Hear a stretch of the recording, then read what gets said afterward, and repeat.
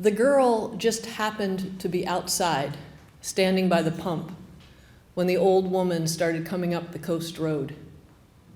The girl watched her against the setting sun.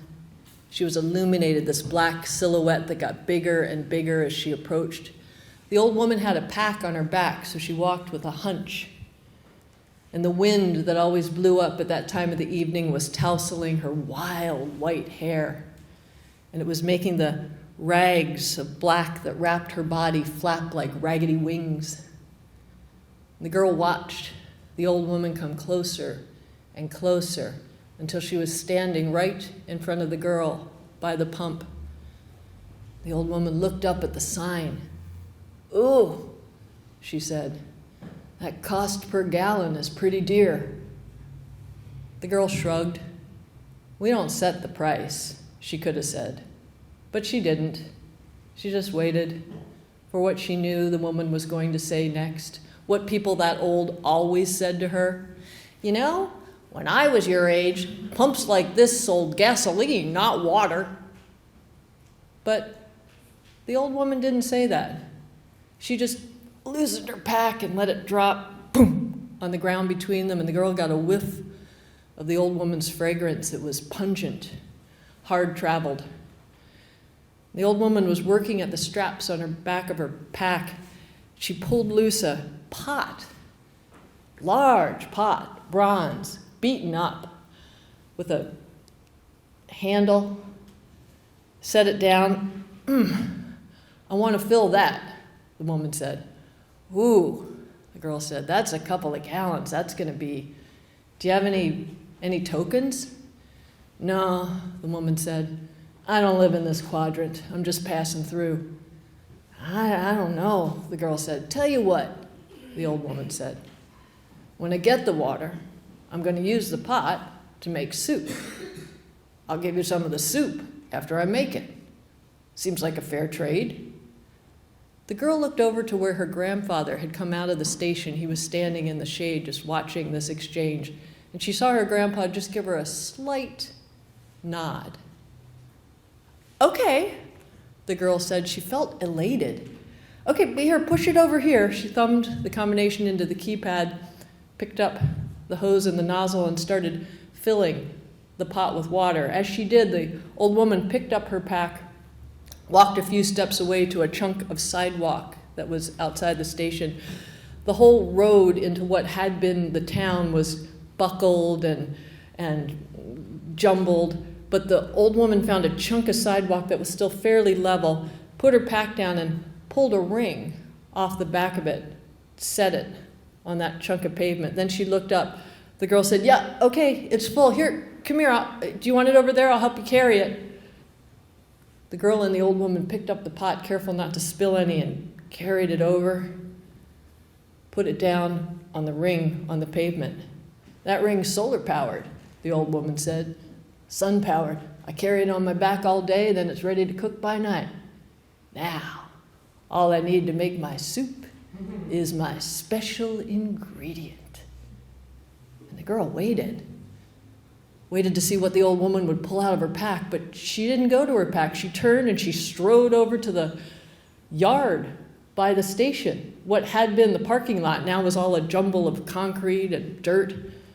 The girl was right behind her. "What are you doing? What are you looking for? Nothing grows here. It's really hard to get anything to grow here. What are you doing? Why are you picking that up?" The woman was picking up clods of earth, chunks of concrete, throwing them down. "What are you doing? What are you looking for? What's your special ingredient?" "I know. What is that? A rock?" "Ah," the old woman said, "this will be perfect." "You can't make soup out of a rock," the girl said. "It's a stone," the old woman said, "and you'd be surprised." She walked over to where the pot was now simmering, the water in it from the ring that she had set it on. "Now," she said, "this will be perfect." She blew off a little bit of the dust. "Where's my ladle?" Pulled it out of her pack. "Ooh, a nice fresh stone like this. This is going to cook up just fine." There were two children now at the pump, the older one with a bucket, giving a token to the grandfather who was about to fill the bucket. The younger child wandered over to where the girl and the old woman were standing by the now simmering pot. "What'd you put in there?" the younger child said. "A stone," the old woman said. "I'm making stone soup. I'm making stone soup. I'm making stone soup, and we'll eat well tonight." The older child was lugging the filled bucket over. "You can't make soup out of stones." "I think it's going to be delicious," the girl said. "It is," the old woman said. "You know, the only thing that would make this soup a little bit better is if we had some potatoes," the girl said. "Grandpa and I just dug some potatoes. I could get some potatoes. That's what we need. Give it some body." "My mama has corn," the younger child said. "Shh," the older child said, grabbing the younger by the shoulder and lugging the child and the bucket across the road. A little while later, the girl was sitting beside the old woman on stools that the grandfather had brought out from the station. She was cutting up potatoes and dropping them into the simmering water. The grandfather was setting up a kerosene lamp because it was starting to get dark, throwing a circle of light out into the blackness. "Stone soup," the girl was singing. "Stone soup," the old woman joined her. "Stone soup, and we'll eat well tonight." "See, Mama, stone soup." It was a voice from the edge of the circle of light. It was the two children and their mother. "See, Mama, see, she's making soup out of stones. Can I bring my corn? Can I bring my corn?" "It's all we have," the mother said. "I know, Mama, but stone soup, please, Mama, please." "Me too, Mama. Can I bring mine?" the older child said. The mother's face was unreadable in the darkness, and then, "All right." "Yay!" The two children ran back across the road, and the woman turned to follow them when the grandfather said, Wait a minute. Now you all are living in the old drugstore, right?" "Yes," said the woman. "Well, kids will be right back with the corn. Why don't you set a spell? Here, I brought this bench out. Have yourself a seat." "All right." The woman sat down in the circle of light. The soup continued to cook.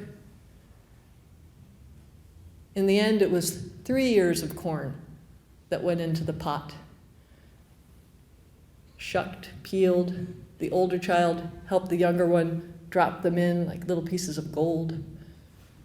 People came by. Some laughed, but many stayed. And most had something to contribute to the soup. A little clutch of fierce peppers, some gnarly carrots, a piece of beef jerky. And when the old man who lived in the basement of what had been the library reached into the pockets of his dilapidated greatcoat, pulled out 2 impossibly plump brown onions, the whole little crowd burst into applause. It was the most delicious soup anyone had ever tasted. Everyone said so. And it was so amazing. Cooked from a stone. People ate their fill, and then as the darkness deepened, they started to say their goodbyes, affirming offers that had been made over the meal. The next day, the loan of a generator for a bushel of apples, or mending of a coat for an hour spent splitting wood. Finally, it was just the girl and her grandfather and the old woman who were left. They offered her a place to sleep in the station, but "No, I like that, being out in the open," she said. Unrolled her bed pack right by the still glowing fire ring. Girl and her grandfather had a quick conversation, then he helped the girl lug out her bedroll, put it down beside the old woman's. The grandfather stepped inside the station and looked out, saw the figure of the old woman, and the girl lying there under that mantle of glittering stars, heard their voices rising and falling, and then subsiding. The next morning, when the grandfather stepped out onto the porch, the old woman was already gone, packed up further down the road. The girl was still there, sleeping the abandoned sleep of the young, on her back, arms flung out, one of her hands up beside her face, her fingers gently curled around the stone that had been left in her keeping. Brilliant. Thank you.